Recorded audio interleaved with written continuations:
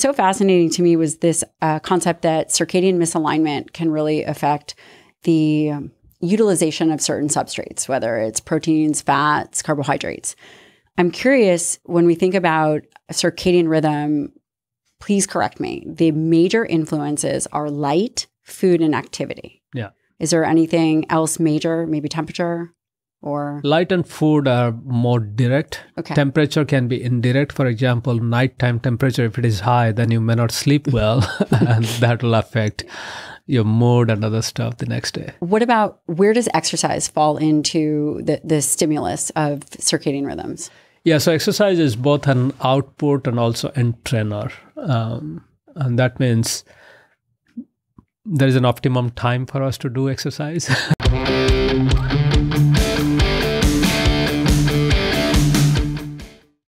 Now a word from our sponsor, BetterHelp. You know, I talk all about taking care of your body.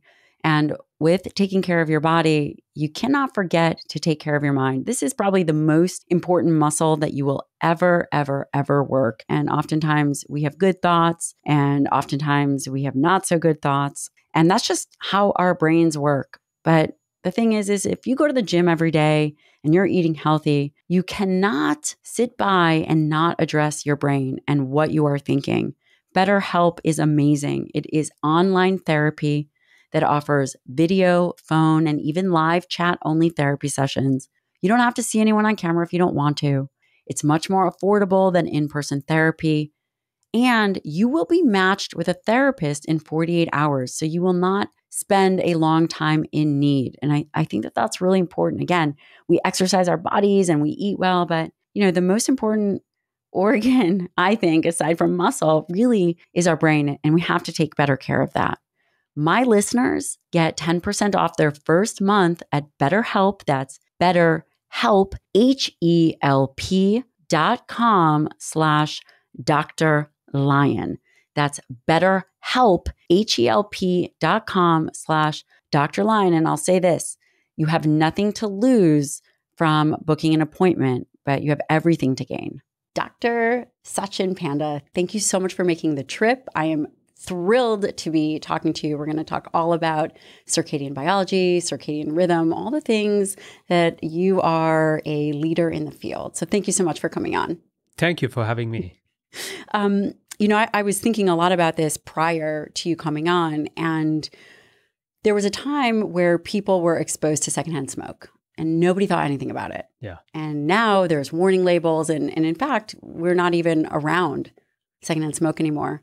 And then I started thinking, what about the electrification of the world with this light pollution? And now it seems as if potentially with your work, maybe we're doing the same thing that we did with secondhand smoke and its implications on health and wellness. Well, there is a small difference. Smoke in any form was really harmful. Whereas light, we need light for safety. We need light to work in the evening. What is important is now when we know which spectrum of light or which color of light is good for us in the daytime and what color is bad for us at night, then we can figure out how to redesign this anthropogenic or man-made world. So in this context, almost 23 years ago, 3 different groups, including mine, we co-discovered a new light sensor called melanopsin. And this light sensor senses blue spectrum of light, that's cyan blue, 480 nanometer for those of you who are interested. And this cyan blue light sensor senses light and sends that information to the brain saying, hey, this is daytime, be alert. Reset your circadian clock to the local time zone so that you can be active. And daylight or sunlight is the biggest source of that blue light. So that's why we need that blue light or daylight during daytime. And then at nighttime, the same light, the same blue light can actually confuse our brain because it tells that, hey, evening is not here yet. It's just a long day. Let's suppress your nightly hormone melatonin, which is the hormone that makes us sleep, so that we stay awake. And so that's why the point is during daytime, we need more light, particularly blue spectrum of light.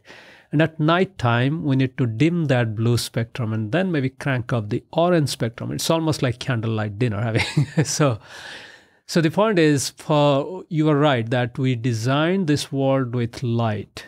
But now with the new LED technology where we can change the spectrum of light and the intensity of light, all of this, we can think of light therapeutics where we can crank up. For example, those who are indoor most of the time, those who are sick and cannot go out, for example, for them, having blue light from electrical light source during daytime is really awesome. Whereas at nighttime, we can also have circadian lighting so that we can tune down blue light and keep the orange light and maybe dim down that. That's so interesting. Basically, what you're saying is that we can use different light spectrums to augment potentially treatment and just overall health.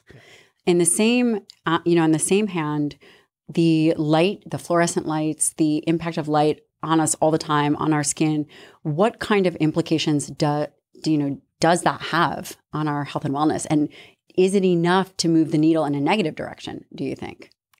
Yeah, so let's start with everybody, all of us who are living a normal life, and we go to the light to buy our light bulb, and then we get excited about this LED light because it's super cool, white, and we bring that and put it in our bedroom, in our bathroom, everywhere. And in that case, what is happening is at nighttime, of course, it gives us a lot, and we stay awake late into the night. But our day, for most of us, starts at, say, around 7 or 8. Even our kids have to get up and then go to school. So as a result, what is happening is people are getting less sleep. So indirect effect of putting a lot of light in our houses, particularly in the evening, is we get sleep deprived. So that's for all of us. Now let's go back to two specific populations who are at very high risk or ill. So for example, all the hospitals also have 24/7 light, and that's necessary to keep the physicians alert and keep everybody who is working there alert. They should not fall asleep. But what is interesting is even in the ICUs and also in patient's room, the lights are on 24/7. And when the lights are on, because the nurses and physicians have to come and take several readings and maybe even take blood samples. So there are two things happening. One, the ICU lighting being on 24/7, that light itself disrupts sleep and circadian rhythm for the patients. Second, all the ICU practice of repeatedly waking up patients, taking their vitals or poking needles also reduces their overall sleep, also reduces the quality of sleep. An average ICU patient gets 5 hours of sleep. And that 5 hours is not continuous, it's fragmented. Just imagine if you're healthy and you get 5 hours of fragmented sleep, you'll be cranky. I don't know. It sounds like my routine day. Yeah. No, but I know it's for most of us. So that's why it's not surprising that nearly 1/3 of ICU patients experience delirium because they cannot figure out what time of day it is and where they are, and they become crazy. So that's one spectrum. The other spectrum where it is very well documented now in experiments is NICU, because neonatal ICUs are extremely important to have these premature babies nurtured for sometimes several weeks before they are released. When they gain weight and are almost normal, then they are released. In the US now, nearly 380,000 babies are born premature. So that's 1 in 10 babies born in this country are born before full term. So now so almost all NICUs are also 24/7 lit. And people think that babies don't have circadian rhythm because they don't sleep continuously, but that's wrong, because we do have almost every cell in our body has circadian clock, circadian rhythm, and the babies are also sensitive to light. So there is a nice experiment done in Mexico City where nearly 60 premature babies were randomized to 2 different groups. One group got the standard of care, just like any other ICU. The lights were on 24/7. And then the other group, the lights were on for 12 hours, 250 lux of light, which is average indoor light. And then in the evening, between 6 p.m. and 6 a.m., I think 6 p.m. to 6 a.m. or 7 p.m. to 7 a.m., the bottom line is for 12 hours.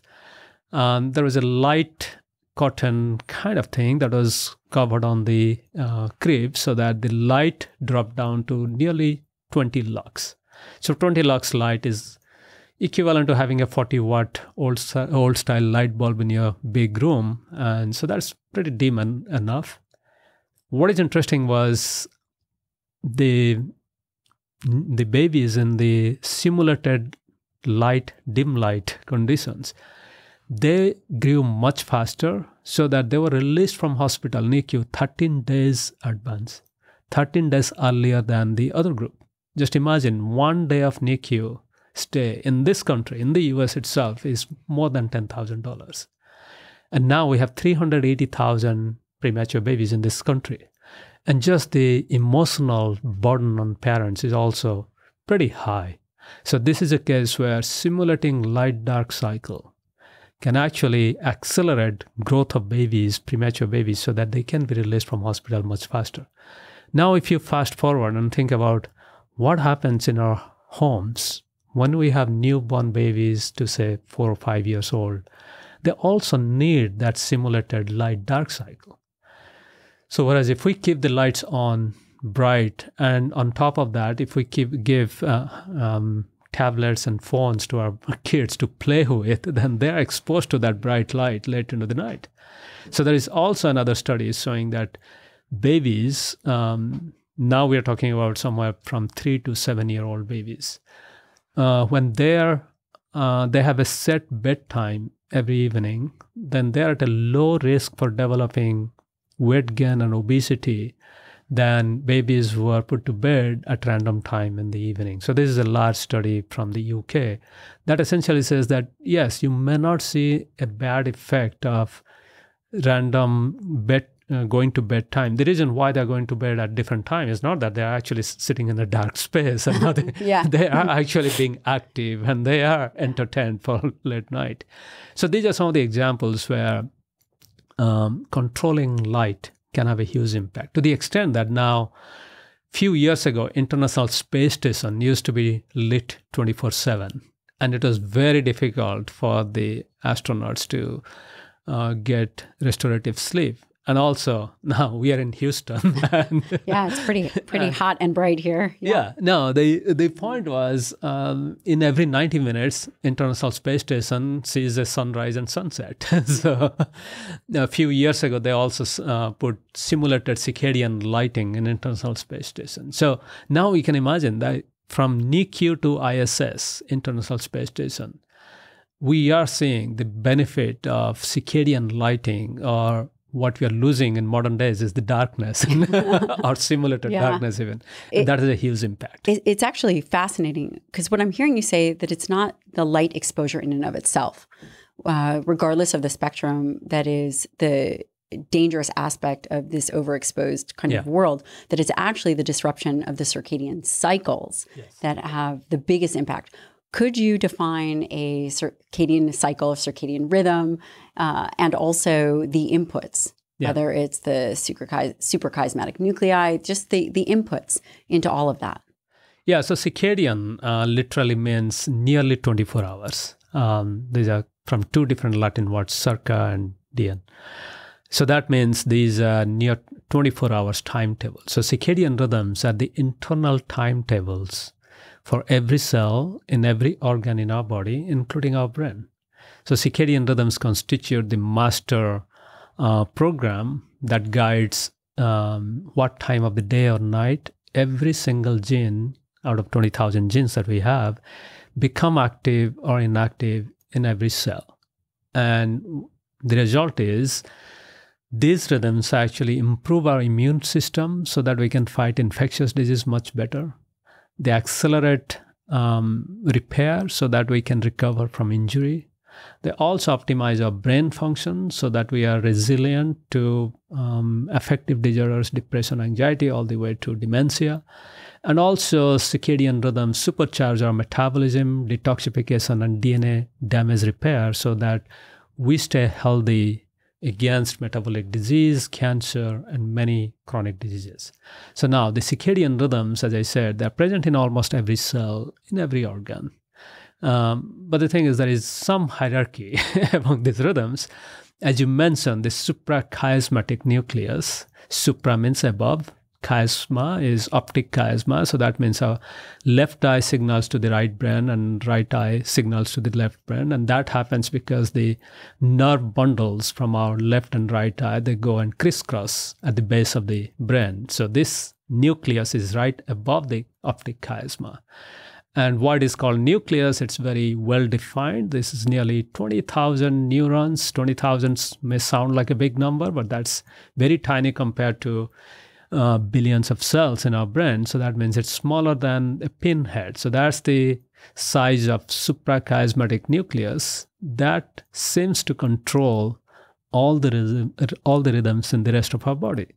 Because experimentally, almost 50 years ago, when scientists accidentally removed this part of the brain, as you can see, imagine it's a very tiny, small head of a pin, kind of. Then these rats, they become arrhythmic. So that means they had no sense of day and night. They would actually go to bed and get up in every 2 to 3 hours. Surprisingly, in those days, in 70s, when they did the brain transplant, so that means they took rat's suprachiasmatic nucleus. The rat was running at, or the hamster was running at 24 hours every day. And then the other hamster was running at 22 hours every day because that other hamster had a mutation. So when they swapped the suprachiasmatic nucleus, just 20,000 neurons, they could actually swap their behavior. And that was really stunning. And that's how we established that SCN is the master regulator.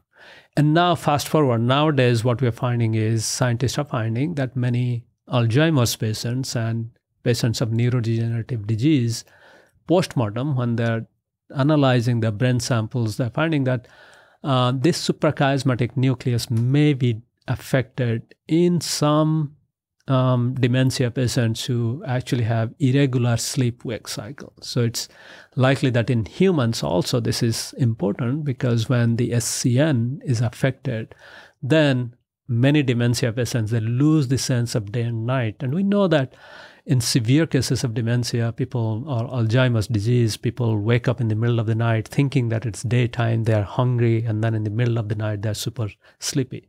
So that's the hierarchy. So now, since SCN is right above the optic chiasma, or the tracts that is getting all the light information from the eyes, it's not surprising that SCN is sensitive to light-dark cycle.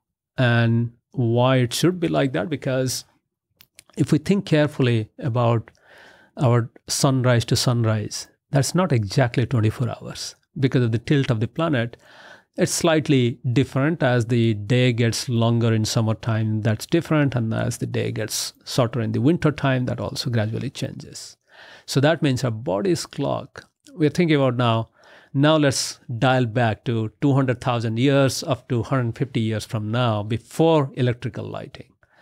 So our body is designed to track that day-night cycle. So that means every single day, as the day length changes, this morning light would reset our master clock, saying, hey, you got to adjust because the sunrise is at a different time. So that's where what was surprising for that process was there are many blind people who cannot read anything. They don't have a sense of the visual world. But when they fly, say, from East Coast to West Coast or vice versa, they do get jet lag, but after 3 or 4 days, just like the rest of us, they can also reset the clock to the local time. Mm. And that raised the question, what is this light signal going to the master clock? And there are also other set of blind people who might have gone to war, lost both of their eyes because of gunshot wounds, or they had surgery for cancer in the eyes. And when the eyes are completely removed, then they don't have any sense of day and night. So that means we call them the free run, because our human circadian rhythm is roughly 24 hours, 10 minutes or 15 minutes, an average. But some people are 24, some people can be 24 and a half. So every day they will drift their sleep-wake cycle by 10 to 15 minutes. So that led to this curiosity, what is this light sensor in the eye? And that's where, after the human genome was done, in the whole sequence were determined in year 2000, then many scientists, including us, we went back and checked, hey, are there any light-sensing proteins? Because there is a specific signature of these proteins. And we looked and we found this light-sensing protein that senses in blue light. So that's the hierarchy of how light resets SCN clock. And then SCN, these are neurons, they send local connections to other parts of the brain or hypothalamus, the neighborhood of SCN. And these neighborhoods, they control our sleep-wake cycle, they control osmolarity, blood pressure, and also the SCN is very close to other brain centers in the hypothalamus that constitute what we call hypothalamus pituitary adrenal or hypothalamus pituitary gonadal axis. So that means this brain region is a strong regulator of almost all hormones, majority of the hormones in our body that are linked to metabolism or reproduction. So in that way, it also makes a good case, good framework, how circadian rhythm disruption, or when we work randomly, as in case of shift work, where people do go back and forth between day and night shift, or they do morning shift or night shift, their hormones get dysregulated, their sleep-wake cycle is dysregulated, and accordingly, the metabolism and also reproduction are dysregulated. So that's one way that light-dark cycle going through the SCN clock can affect a lot of our physiology and hormones. That's so fascinating. And the SCN is really only through the eye. Yeah. It receives light only through the eye. So there's no other way to affect the SCN. Skin, for the longest time I was thinking there are skin photoreceptors, but that has no impact on the master clock. Yeah, so that's what people have shown experimentally. Almost 23 years ago, there was a paper showing that maybe shining light in the back of the knee can reset the clock, but actually other people have tried to replicate and it was not replicated. So that chapter is almost closed, and we now know that it's only the eyes and the blue light enriched light and that goes through the eyes to reset the clock. There are skin photoreceptor, and they might regulate the local clock, skin clock. But in humans, we still are really far from getting a convincing result that these light sensors are important for the local clocks. It doesn't mean that they don't. We just haven't, the community hasn't done the right experiment yet. And the eye has nothing to do with the ability to see. It has nothing to do with that. It's solely the light sensing. Yeah, so those melanopsin cells, they do sense light. And these are not the conventional cells, rod and cone photoreceptors, because rod and cones are almost like the pixels on your iPhone. So there are millions of them that constitute this visual world. But the melanopsin is present only maybe in 5,000 cells. And they also have a very weird characteristic because they need a lot of light to be turned on. And then once they are turned on, they will actually stay on for several seconds. So they're not really good for visual system. But at the same time, there is some new data showing that this melanopsin system may give us brightness perception. So for example, a lot of people, there are many people who are very sensitive to light. When they go out to the sunlight or even in indoor light, sometimes they're so sensitive to light that it can trigger headache in them. So one idea is the brightness perception in our visual world is also mediated by melanopsin. And in some cases, when this pathway is super activated, that can contribute to light-induced migraine pain or light exacerbation of migraine pain. So that's the other extreme end. So that's why there are some experiments.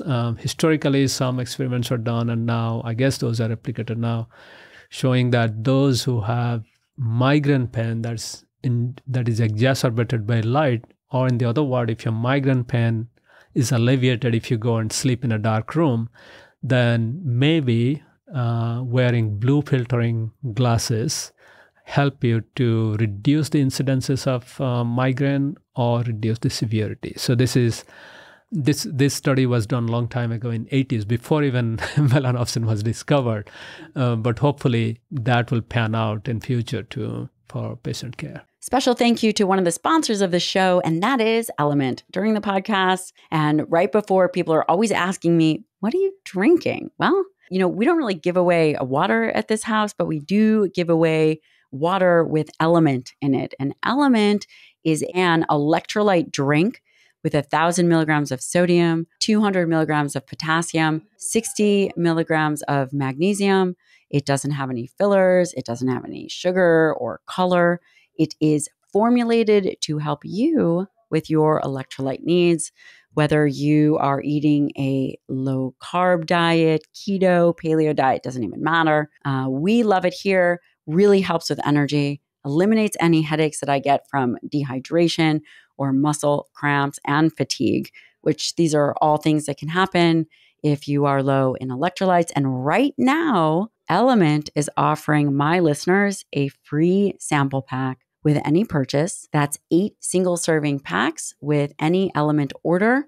Get yours now. Head on over to drinklmnt.com/Dr. Lyon, and you will get to try all 8 flavors. And if you don't like it, you will get a no questions asked refund.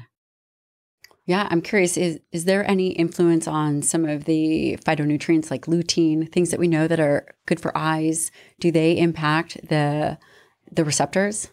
Yeah, so the same lutein and many other things that we take, they ultimately get converted to, so there are 2 things. One is retinol derivative. So retinol is a very broad class of compounds. They constitute anywhere from things that we add to various face creams to reduce the effect of aging, to even retinol and many other things. So these photoreceptors, the melanopsin, also uses one of the derivatives, all-cis retinal, all 11-cis retinal, that's the technical term. So this, the protein, so the photoreceptor is actually a combination of the protein part and a chemical part. And that chemical part is the retinal or retinol derivative. And when light hits that retinol, then that causes a small chemical reorganization of that molecule. And that reorganization triggers the protein to change its shape. And that's how the light energy is converted to chemical energy, converted to protein change in shape. And that triggers a signal, what we call signaling process. That essentially signals the cell that, hey, there is light. And then that releases a little bit of what we call neurotransmitter, or you can say brain chemical glutamate, to the SCN. And then the SCN realizes, okay, so there is light outside and I got to reset my clock. So it's fascinating. So there potentially are nutritional interventions that would help with maintaining those circadian rhythms, perhaps indirectly, with being able to influence. So there are some mouse studies done where the mice were deprived of vitamin A, and in those cases they also reduce the sensitivity of the system to blue light. The other extreme, the other spectrum is many of us, many people, when we get older, then we go through our lens transplant, right? So we remove our natural lens and then put an artificial lens inside the eye. And that particular lens, because our lens is actually, it transmits a little bit of blue light. And that's why our eyes can see the blue light and reset our clock. But then when we transplant this new lens, now you can think of, there are lenses that will block all blue light and UV light, because people want to block UV light, and ultraviolet and blue are very close to each other. So sometimes there are some lenses, if you remove all the blue light, then sounds like a bad idea. Sounds like a really bad idea. Yeah. So we have to keep that in mind, what kind of lens we That's important because there's probably a lack of interface between the individuals that are doing the transplant surgery and then the biologists, circadian biology. There always seems to be a little bit of lack in terms of the information crossover. You mentioned something that was very interesting, and I have seen this in patients. When individuals age, they seem as if their circadian rhythm changes pretty dramatically. Maybe perhaps needing less sleep, or they're saying that they're waking up earlier. Is there something that we know happens? Is it a hallmark of aging? Yeah, so what happens is the converse also happens when kids hit puberty. So you're giving me a heads up. So as you can imagine, kids, babies, they usually wake up very early in the morning, and we think that, okay, so they slept for 8 to 9 hours, they must be hungry, that's why they're getting up so early. So that's normal. But then when they hit puberty, then something happens. We don't understand how sex hormones interact with the molecular clock in the brain.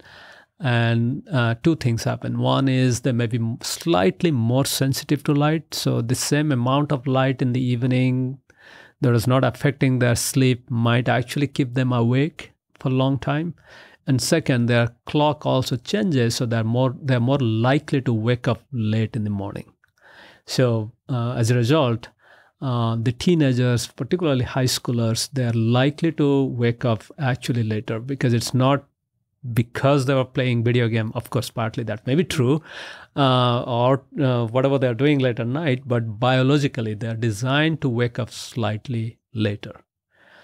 So that's why another study with Horacio de la Iglesia from Seattle, he did this heroic study to delay the high school start time in 2 high schools in Seattle, and found that when high school start time is delayed by an hour, then the kids got 34 minutes extra sleep. The grades improved by 4.5%, and their tardiness went down. And so that led to this delay school start time. So, but now, when we hit 50 or 60, around that time, when our sex hormone production is also reduced, then we again revert back. Our circadian clock reverts back. We are more likely to wake up earlier. And that's why we always think, the old people are like babies because they're also waking up early and then they're hungry. So that's one thing that happens. Second thing that happens is our arousal threshold goes down. So what is arousal threshold? The best example is when a mom and baby sleep together. The baby has a very high arousal threshold. So even though the mom may be accidentally putting the hand on the baby doesn't care. Well, sleep through. But then if the baby kicks a couple of times, then the mom wakes up because the arousal threshold is slightly lower.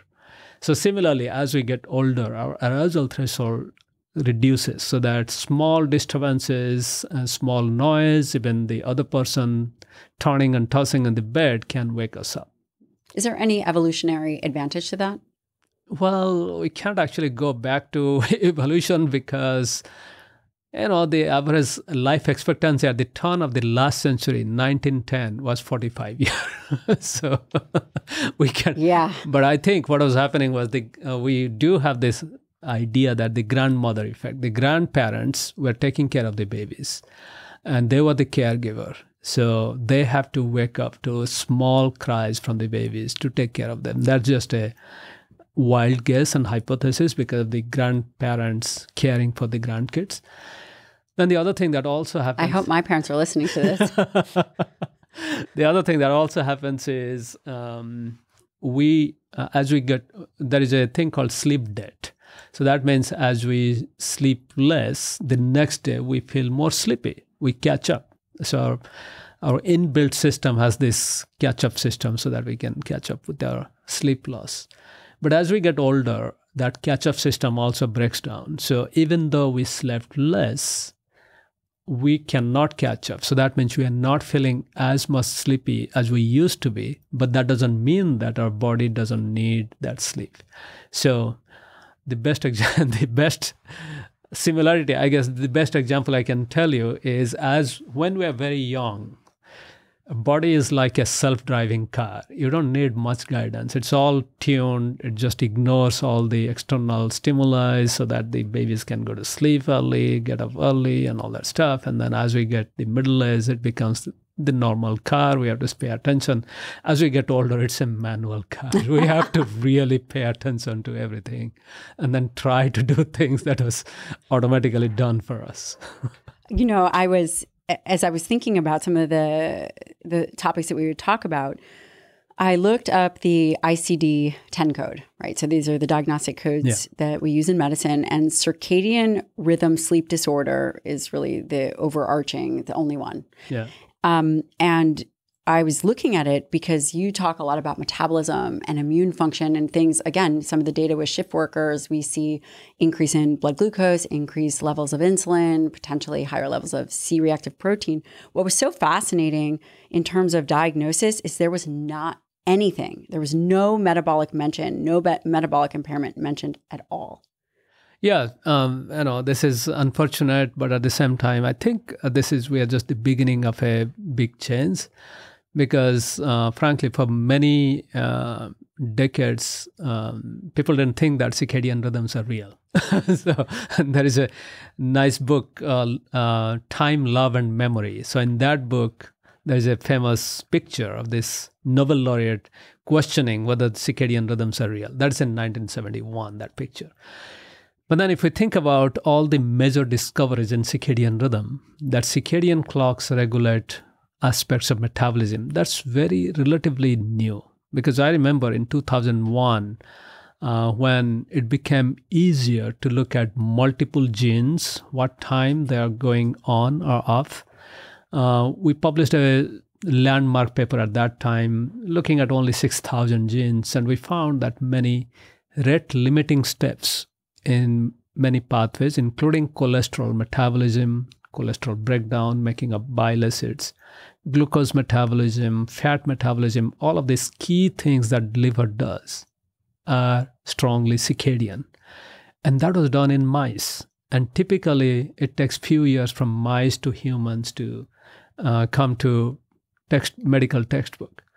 And these experiments are not easy because in circadian rhythm labs, they say that one thing that will certainly happen if you work in circadian rhythm lab is you'll disrupt your circadian rhythm and sleep because you have to stay awake and sample things in every 1 or 2 hours, which is very difficult in human studies. So that's why the human studies are very difficult. There are few, maybe handful. Actually, you can count them in one hand. That many labs in the entire world can actually do these human studies. And when the number of labs in the world is less than the number of labs in a typical university that does metabolism, then you can see that the progress is slow. But now there is another aspect of it. That is, we can go back and study shift workers who have been doing shift work for at the start of the Industrial Revolution. And how would you define shift work as overnight? From 7 p.m. to 7 a.m., is there a certain number that you like to think about? Yeah, so it's very difficult to define, but International Labour Organization, it compiled shift work definition from many European countries. And their definition is if you stay awake for 2 to 3 hours between 10 p.m. and 5 a.m., and are engaged in some kind of work. You just cannot lie in bed. Lie in bed on Instagram. Yeah. I'm talking to you for 50 days in a year. So that's surprising. Only 50 days, because if you stay awake 2 to 3 hours beyond your habitual bedtime for one night, then your circadian clock is disrupted that day because you are exposed to, obviously you're exposed to light because you're working, doing something. And then it takes 2 to 3 days for that clock to reset. So that means for half of the week, you are working against your circadian rhythm. And then the best example is when you fly, say, from one time zone to another time zone. Or, for example, for all of us who are experiencing daylight saving time and then the time change, we know that even 1 hour time change can disrupt our sleep-wake cycle, our schedule for at least 1 or 2 days. So just imagine if 2 or 3 hours, if we're staying awake beyond our habitual bedtime, on an average once a week, then that's equivalent to shift work. And so by studying shift workers, what has become very clear is, of course, there is a lot of research into, a lot of money and research into cancer because that's a devastating disease. So what World Health Organization has figured out is firefighters, certain shift workers. They studied firefighters, nurses, painters, and bakers because there is these professions have been there for a long time, and there is a lot of data also. In those professions, shift work is like a potential carcinogen. This type of working can increase the risk for cancer. And this is specific types of cancer, or yeah. So it's different for different profession. For example, for firefighting, which is mostly a male-dominated profession, they have a different set of cancer risk. Whereas nurses, which has been traditionally a women-dominant, then that's mostly breast cancer and endometrial cancer and those cancers. But now, what you're finding is almost all shift workers also have very high risk for digestive system cancers that affect the digestive system, colon cancer. And if we go back and see, they also have high risk for other digestive system disorders or diseases. So it seems like one way circadian rhythm disruption affects many of us is through the gut, which ultimately will affect the rest of the body. Yeah, you were talking about that before we started the podcast about how teenagers oftentimes talk a lot about irritable bowel syndrome or have GI issues. And how does that interplay? Why? Why would changing sleep-wake cycle have any kind of impact on gastrointestinal health? Well, there are two aspects. When teenagers are disrupting their sleep-wake cycle, staying awake till say 1 o'clock. And eating Twinkies and all that. Yeah, so they're not fasting from 6 p.m. to 1 a.m. So they're disrupting their circadian rhythm. And as we discussed, the circadian rhythms are present in almost every organ. So now there are few aspects by which circadian disruption affects gut health. One, starting from our mouth itself. Our mouth has a circadian rhythm in saliva production, so that at night it shuts down so that we can sleep, we cannot drown in our saliva. And saliva... Yeah, that would not be good. Yeah, saliva actually neutralizes some acids, and our stomach produces a lot of acids to digest our food.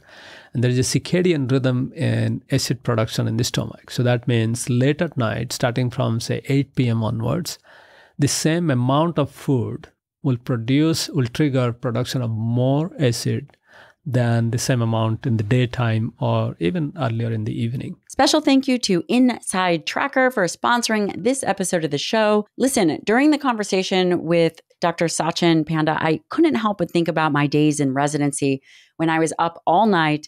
My blood work during that time was terrible, even though I was exercising and eating right. And one reason was because of the environment. So whether you are eating right, exercising, and potentially if your environment is having influence on your health and wellness, it is your responsibility to know. That is why I love Inside Tracker.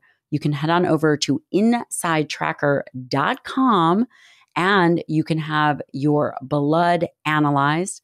There's so many different biomarkers, including ApoB and insulin, all which are critical for health and longevity. These panels were created by leading scientists in aging, genetics, and biometrics. Inside Tracker analyzes your blood, DNA, and fitness tracking data. And frankly, it tells you whether you are optimized or you are not. So figuring out where you are to where you want to be is crucial. For a limited time only, you will get 20% off the entire Inside Tracker store. Just go to insidetracker.com/Dr. Lyon. So that's another aspect to keep in mind. Then the third one is, as our food is digested in the stomach and then goes to the intestine has what we call peristaltic movement. Food is not going by gravity in our digestive system because we have this tube that goes back and forth. So there is some squeezing action. The muscles contract and expand. So that's how the food moves. But there's a circadian rhythm to that peristalsis movement. So the intestine actually sleeps at night. It's not doing its job of squeezing this food. So as a result, what is happening is when we eat late at night, then we produce a lot of acid. That acid can come up to esophagus and to our mouth, and which is not neutralized because our saliva production has gone down. So they have more reflux. They have more reflux. And then after digestion, when it is going through the intestine, it's actually sitting there. It's not getting digested properly because the peristalsis is slow. And so semi-digested food remains in the intestine for a long time. And we should not forget about the gut microbiome, because the microbiome is part of the digestion process. And just like in your garden, in summer and winter, you have different flowers because they prefer different type of environment. Similarly, our gut microbiome is very sensitive to pH, food, and other factors. So the gut microbiome is very different between day and night. So we go to bed with a set of gut microbe, and then we wake up with a different set of gut microbes. And then in the middle of the day, we have a slightly different. So that diversity is very important for digesting different types of food, detoxifying sometimes some kinds of food. And when we have this irregular eating pattern, then that also disturbs the diversity of gut microbiome. So we don't have that diversity, we reduce the diversity. And this has been shown in mouse experiment, where we can actually take part of the gut and examine what does the gut microbiome look like. So now you can see that there are multiple aspects in which circadian rhythm disruption, particularly eating, fasting rhythm, where now teenagers, until teenage, they're very regular, because when the parents are setting their eating fasting schedule, then hopefully they're very regular, and then all of a sudden now they have sleepover and night out, and they're kind of getting into shift work schedule essentially, because they're staying awake 2 to 3 hours beyond their regular bedtime. They're being active in many different ways, and they're also eating late into the night. So just imagine, even in the first few decades of industrialization, women and children were not allowed to do shift work, because initially I think they realized that they knew that it's really bad for your body, and we should not make those damages to women and children. So for a long time, women and children were not allowed to do night shift work in early industrialization. That's fascinating, because now we're really moving into a 24-hour life. I realize that we shouldn't be, but people are working much later. Yeah. It's just kind of the pace at which everything is moving. The other thing, so irritable bowel issues, really eating on a schedule is key. You also mentioned something else. I was asking you about women, if there was differences between men and women regarding kind of this circadian rhythm. And you said something very interesting about menstrual cycles. How does circadian rhythms influence menstrual cycles?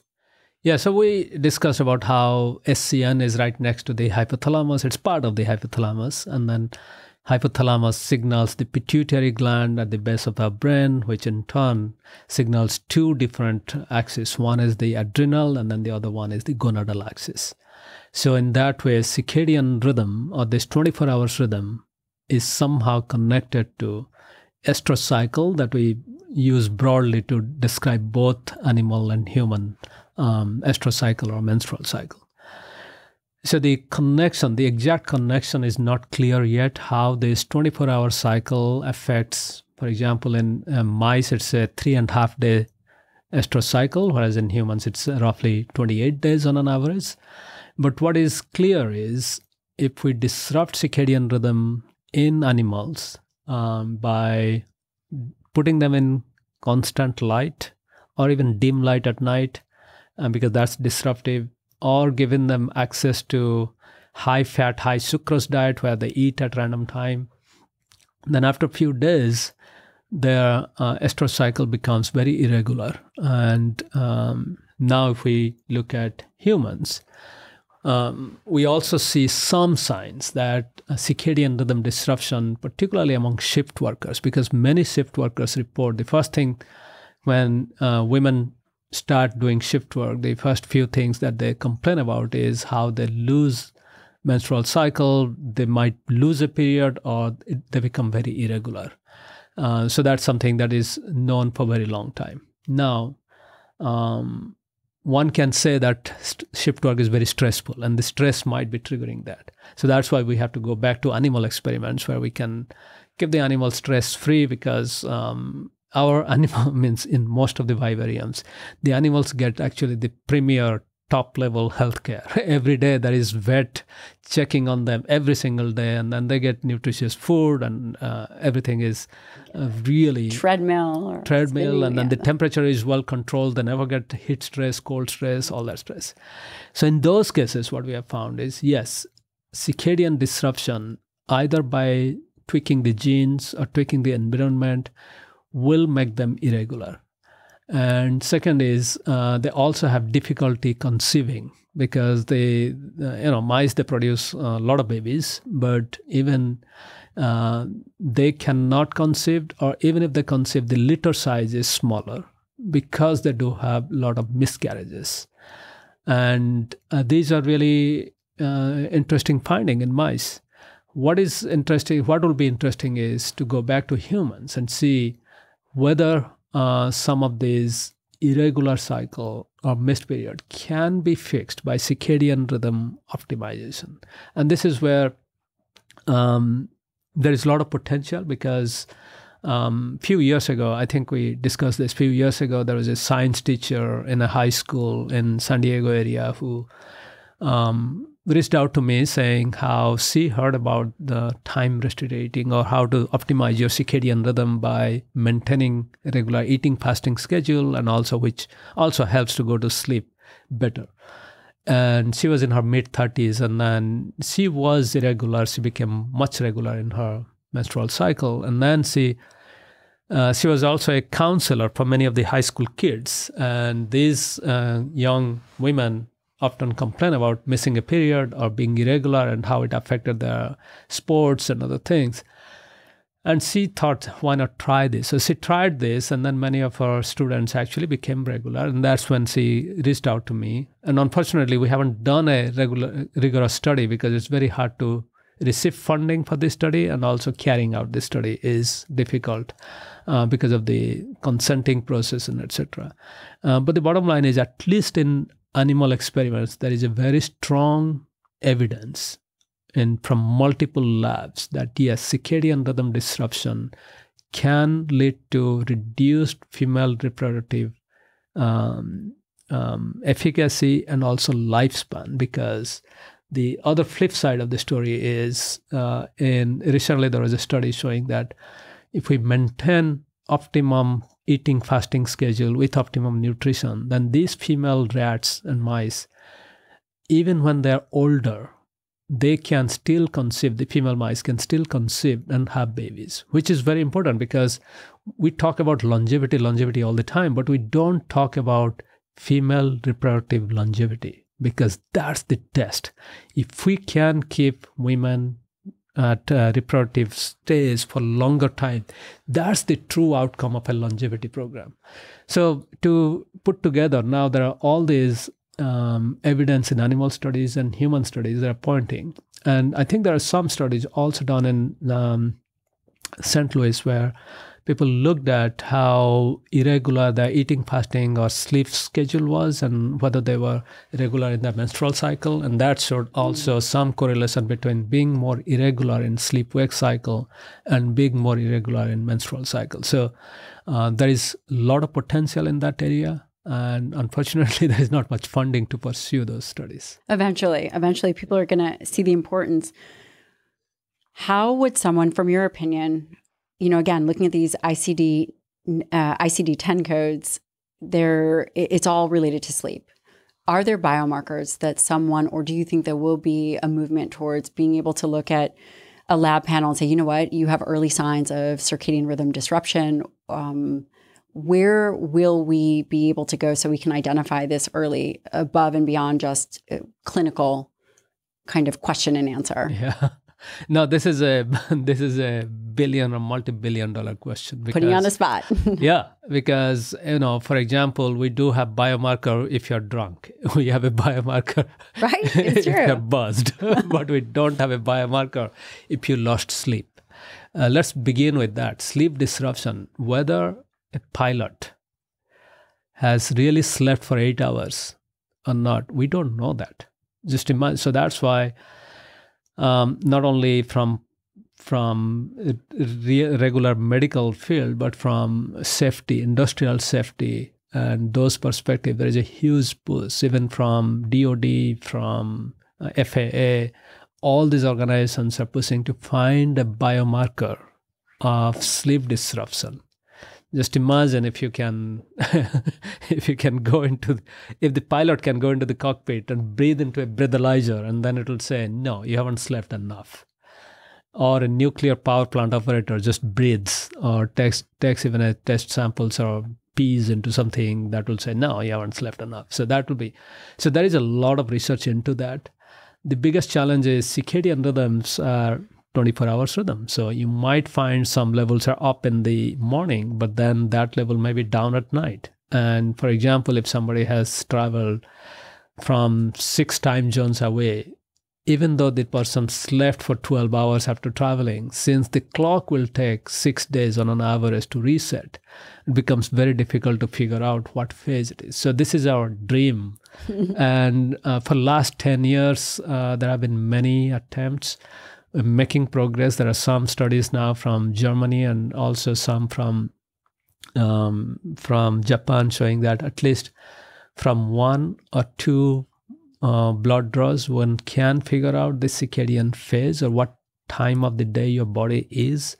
But we are not very close to whether the person has actually slept for several hours. So it's a huge challenge. Yeah. I think that clinically, the outcomes will be what we care about, which are these issues with obesity, metabolic syndrome. And I think that it would be so fascinating if we could do that, then we could identify early. Yeah. But I guess right now there are tools. So, for example, almost a lot of people, they wear wearables, at least a watch that is or activity tracker, or everybody has a cell phone as integral part of their body. They sleep with the cell phone and get up with the cell phone. So as physicians, I guess the first thing would be, can they ask, hey, can you show me on an average, how many hours you're sleeping? Means right now I can take out my phone and it will tell you how badly I sleep. And this is something that any physician can do. But the question is, at the ready, when they take that information, how do they interpret? So on an average, what the sleep researchers have come to a semi-consensus is most adults should be in bed for 8 hours so that they can get 6.5 to 7.5 hours of sleep. Because epidemiological studies in all continents, of course, except the North and South poles. We're going to leave those out. We have shown that, even on millions of people, they have shown that there is a U-curve in amount of sleep and morbidity or even mortality. So that means between 6.5 to 7.5 hours of sleep, there is less comorbidity, less disease, and also people who habitually sleep between 6.5 to 7.5, then they're likely to live longer. So this is kind of a magic number. We do see a lot of people don't get that because we have a lot of studies, human studies, where we put an activity tracker on them. And there are many people who don't get consistently 6.5 to 7.5, some are 5.5. And you're in medical profession and you know. I was just thinking about that and the military profession. Yeah. If we know that it's a known carcinogen with just 50 days, you're considered a shift worker. I was telling you before, my husband is a surgical resident. It's his first month. He's working 100 hours a week, and he's already done a week of overnights. So he's already 7, 8, 10 days into, quote, shift work. Yeah. But that's also another aspect that we don't understand, that how some people are so resilient and some are not. Because we know that even in medicine, even in many kind of shift work, There are a lot of people who are very resilient. They can keep their mental health intact. They can plow through, and then some people are not. And understanding that will be extremely important, because just like nowadays, we're doing genetic testing as soon as the babies are born to figure out what they are more likely to be susceptible or resistant to, so that we can design their life. Starting from simple things like food allergy or gluten allergy or milk allergy, we manage that. So similarly, can we come up with tests where we can figure out whether certain people are resilient to shift work and some are not? In that way, just by, of course, this is again, you are on the border of whether you are affecting the employer-employee relationship or not. But at the same time, we got to think about that in future, that may be the way to, at least part of the way, where we can find out the susceptible individuals so that we can offer better care. Just like in military, we are always looking for ways to figure out who are more likely to go through the SEAL training, so that we don't take too many people and some people will fail. And that costs millions of dollars to taxpayers' money. So military is always already doing that. So why can't we do that for, say, firefighter, for nurses, and then figure out who are at a high risk? For example, those who are at a high risk for breast cancer, should they be doing shift work? And if they know that, okay, so I have a mutation that puts me at a high risk for breast cancer, and in animal studies, we have seen that there are many animals that carry similar kind of mutations that puts them at a high risk for cancer. If we put them in circadian disruption, then the risk for then they do actually get that cancer. And once they get, the severity of cancer is much worse than the other. So these are some of the examples where even now, if we can figure out what our susceptibility is, and then ask what is the contributing factor of risk, shift work or shift work-like lifestyle to increasing this risk, then we should be at least more careful. For example, those who are at a high risk for depression or something, then it's not that they should not do that work, but as soon as they know that they're at a high risk, they can take better care. For example, they can go get some daylight during the daytime, so that they, as soon as they feel a little bit low, they can look out for support. So that is one way we can actually integrate circadian rhythm into personalized profession and personalized care. I definitely want to get to protocols, or at least the things that you feel would really help re-regulate an individual and create circadian alignment. But before we do that, I have a few more questions. This concept of chronomedicine, how we can leverage this circadian rhythm to potentially improve healthcare. Can you talk a little bit about where that is? Is it in its infancy? Are there things that we know? Actually, the chronomedicine history goes back almost 30, 40 years now, because in 80s, that's when there was a landmark paper showing, actually the paper examined women who are with breast cancer, and they were getting different chemo drugs. If the chemo was given in the morning versus afternoon, what is the outcome? What is the benefit, whether it was beneficial or not? And what they found was, depending on the chemo type, because there are different types of chemos, because different chemos affect different target. And depending on the type of chemo, some chemos were more effective if given in the morning, and some were more effective if given in the afternoon. So that was landmark paper from 80s that has been cited many times, that I would say kind of is often cited as example of chronomedicine. Then starting from there are also studies showing even heart valve replacement surgery, which is very complicated surgery. And there was a nice study came out, I think in 2017 or 2018, 2016 or 17. They followed nearly 500 patients who went through the surgery by the same surgical team in the same hospital. And they found that those who underwent surgery in the morning had much better survival up to 5 years than those in the afternoon. And it was not related to fatigue of the team. I was just thinking, was it about fatigue of the team? Yeah. It was not related to that because they actually went back and replicated aspect of that in a mouse study and found out that one of the clock gene was actually responsible for that.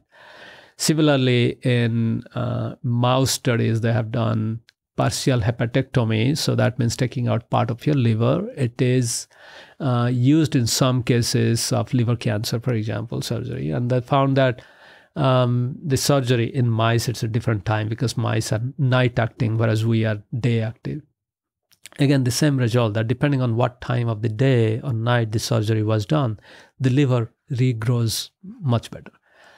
Then there was another study that was done in our lab. We know that there are many cancer patients who do get radiation therapy, and radiation has many side effects. And one of the side effects is you may lose hair. So we did a very simple experiment. This experiment could have been done 50 years ago. We took mice and then gave them the same dose of irradiation that is given to humans in cancer treatment. And actually mice tolerate that. And we gave the dose either in the morning or in the evening. So morning would be our evening and mouse evening is our morning. So what is interesting was in the morning when we irradiated these mice, then these mice lost 85% of their hair. In the evening, the same dose of irradiation, they retained 85% of their hair. So that's wild. But that's not, I mean, I know that those are mice studies, but are some of the things that they're finding being implemented in clinical practice? Because I haven't seen that. Yeah. I haven't seen a routine implementation of any kind of chronomedicine. So these are all the procedures, because even for chemo, people have to come to the clinic. And scheduling the clinic becomes the overriding factor. So now if you go to medicine, really the pills, then, for example, we know that the blood pressure regulation is very circadian. And in fact, for a healthy person, the blood pressure should go down at night, because just like our body cools down, our breathing goes down, our blood pressure also goes down at night so that our heart can rest and recover for the next day.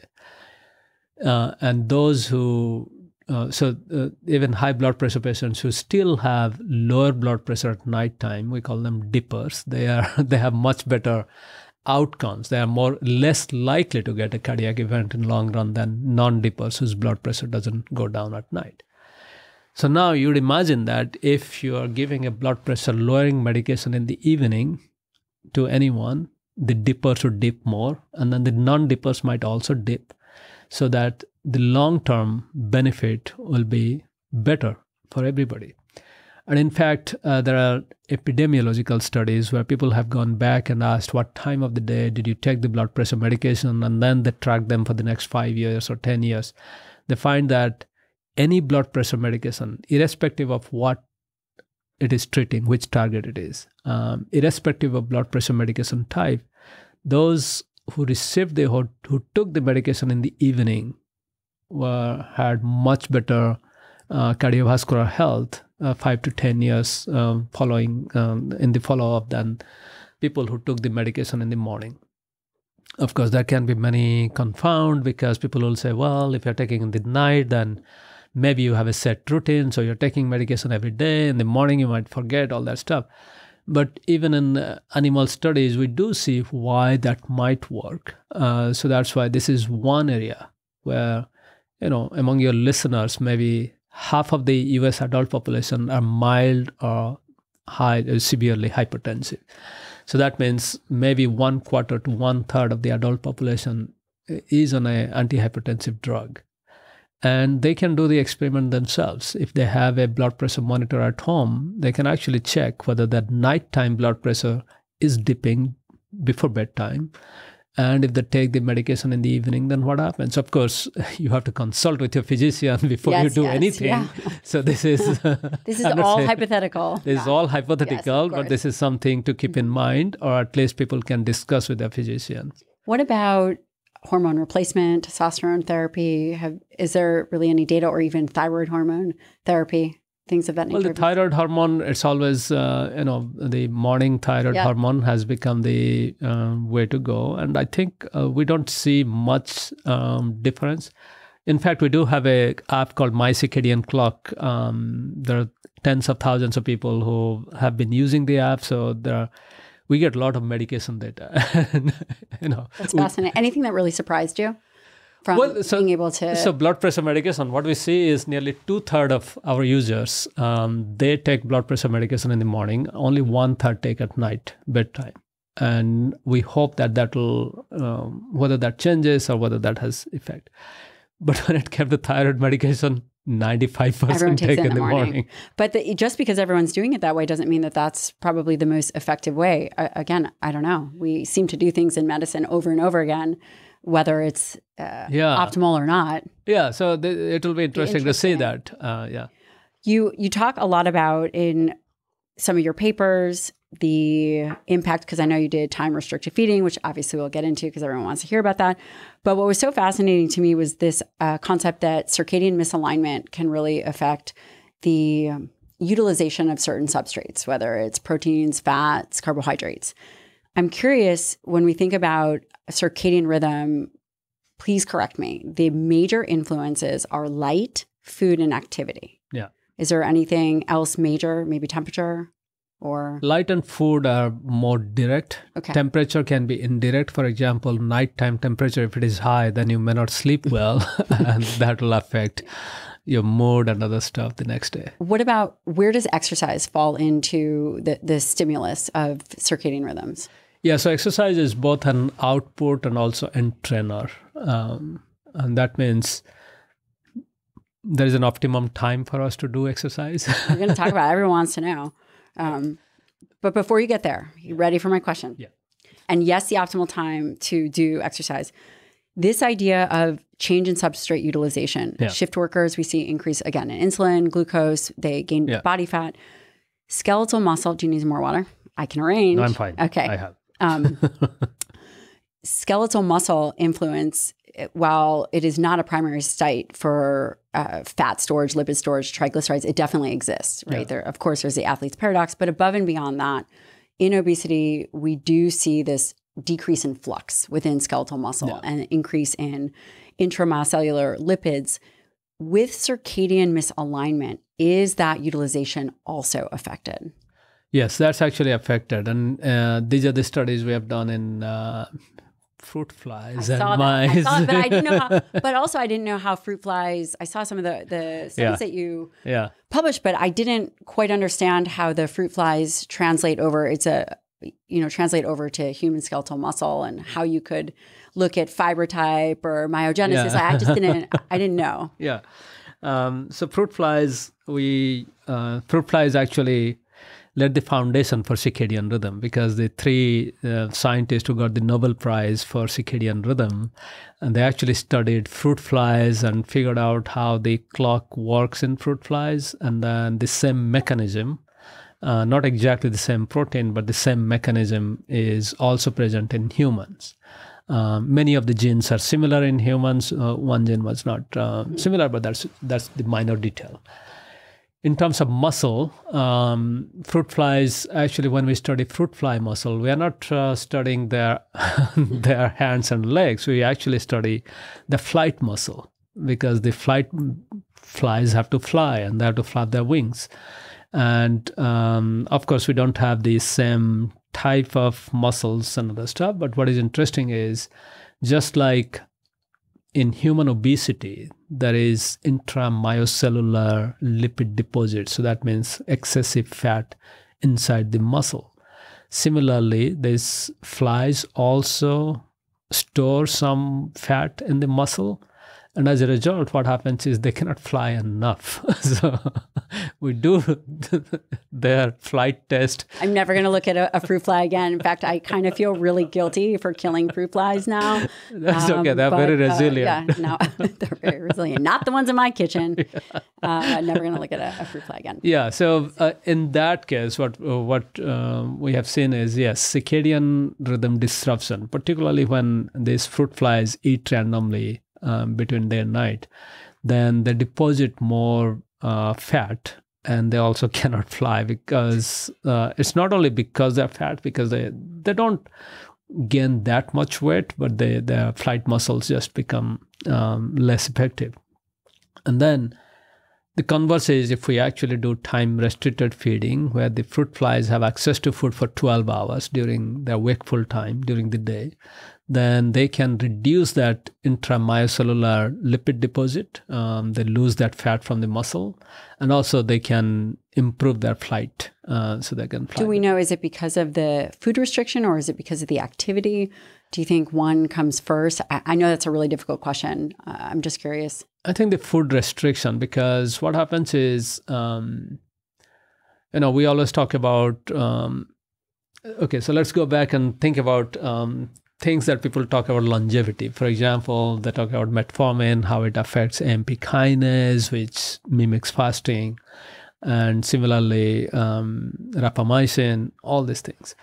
What is interesting is circadian rhythm actually regulates all these pathways in a way that, for example, AMP kinase becomes active for a certain number of hours when we are fasting. Similarly, mTOR becomes less active when we are fasting. So it's almost like putting ourselves on two different drugs by just feeding fasting cycle.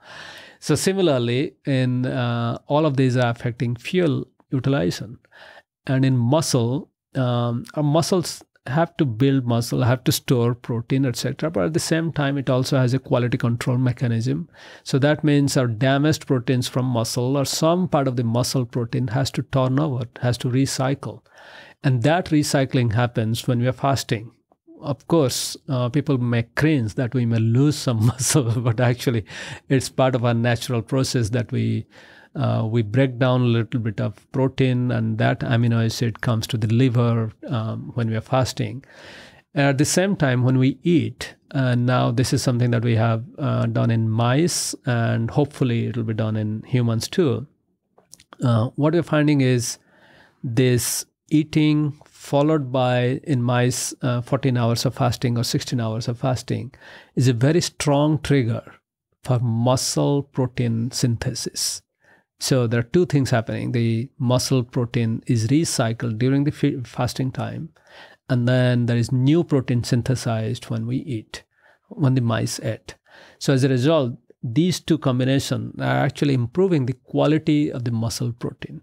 And that may be the reason why we have seen in mice that go through this feeding fasting cycle, they have much higher endurance. Actually, their endurance is almost double. Of course, mice, everything is magnified. Right, except their size. Yeah, except for their size. So that's one thing. And then when it comes to carb also, most of the carbohydrate that we eat, it gets converted to glycogen, and then that glycogen gets stored. And then again, there is a circadian rhythm in glycogen formation and also breakdown of the glycogen. And in fact, one of the master regulator of that glycogen synthesis, glycogen synthase kinase, it's a kinase that phosphorylates something, that also phosphorylates or modifies one of the clock proteins. So that means there is a strong association between how we utilize carbohydrate and how that carbohydrate utilization also talks to the clock mechanism itself. And then when it comes to fat, again, the AMP kinase that we talk about as target of metformin, the AMP kinase also targets many fat metabolizing enzymes. And as a result, those processes are also regulated by feeding fasting cycle. So in this way, carbohydrate, fat, and protein, all of these are linked to circadian rhythm and also circadian rhythm in feeding and fasting.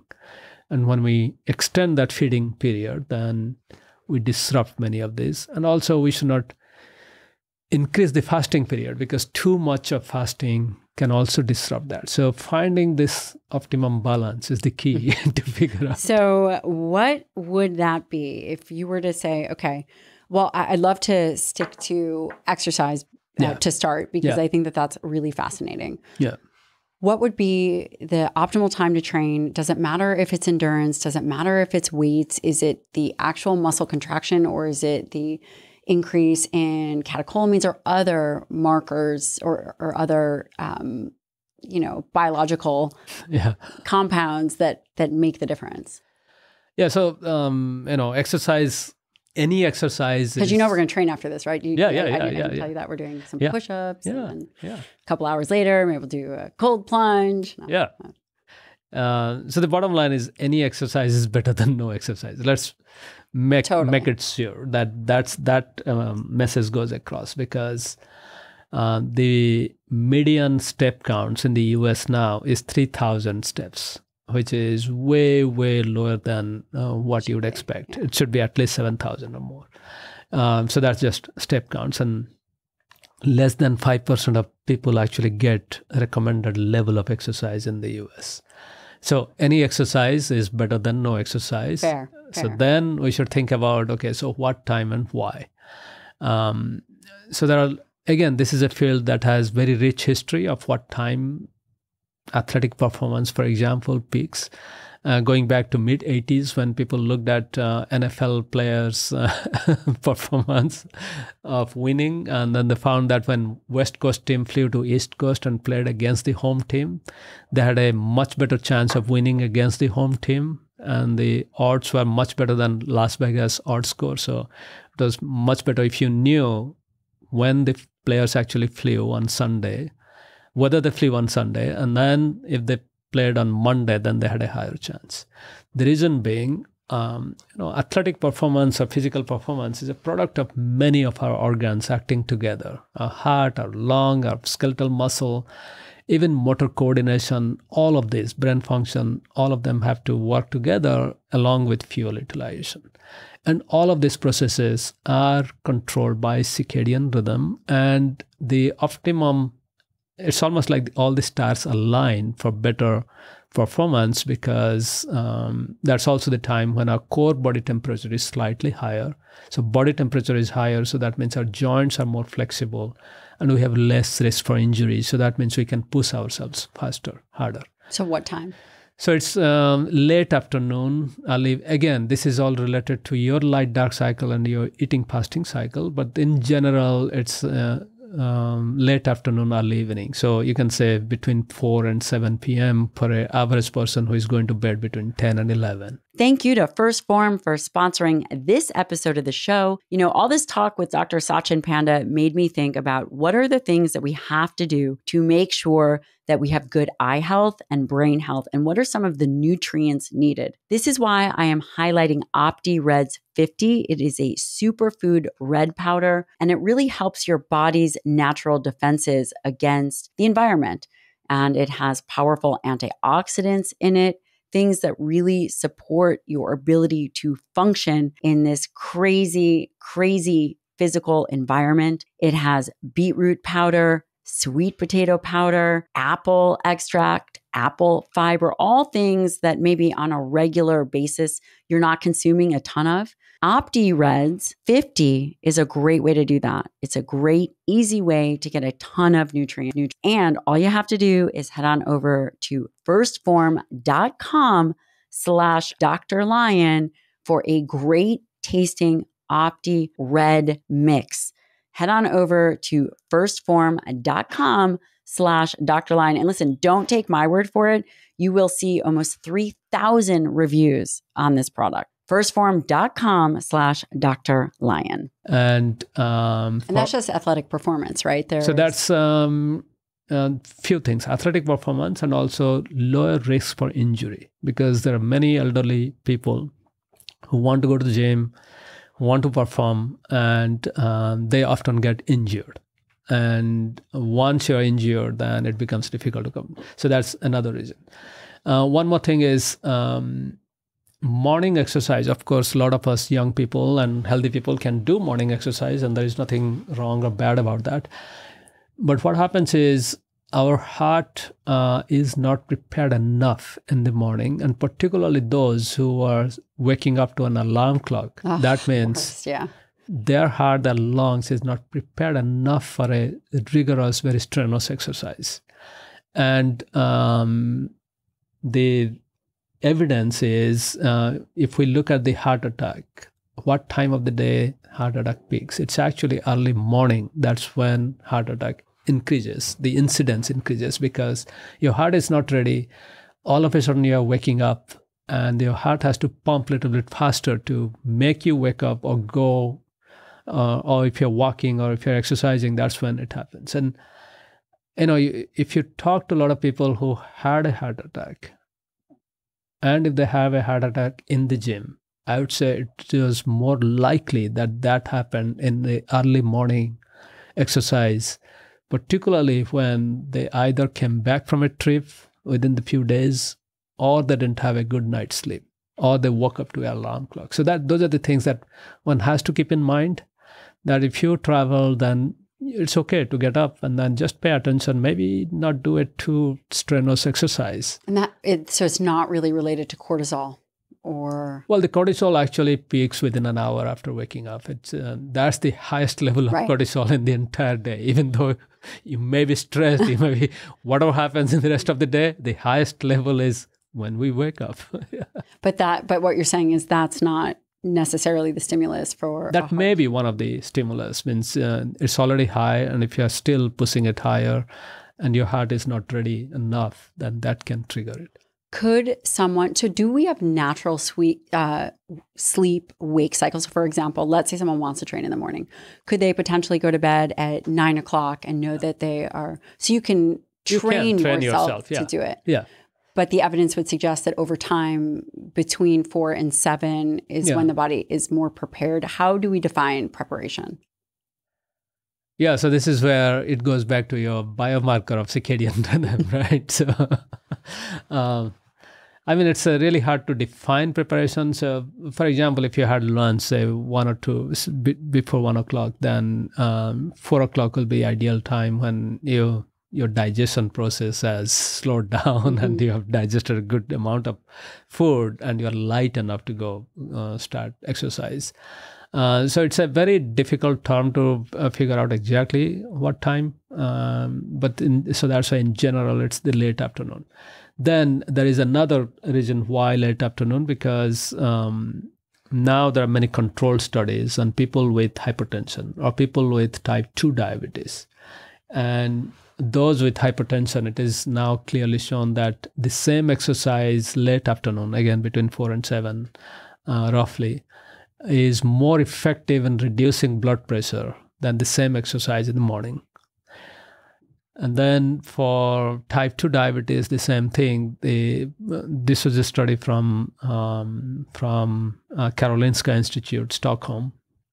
This is a crossover study. So that means the same individuals went through both the treatments. So this is a study with type 2 diabetes, and they were put a continuous glucose monitor so that the researchers could see 24 hours how the glucose profile is. And these patients went through morning high-intensity interval training or late afternoon high-intensity interval training. So the first one group went to the morning, then after a rest, couple of weeks of rest, then they came back and did the afternoon, and the other group did the other way around.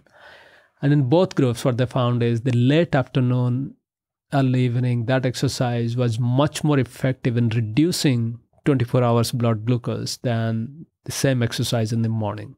So it was clinically significant. It was clinically significant. So then the question is, you might say, why? There is a circadian rhythm in pancreas that produces insulin.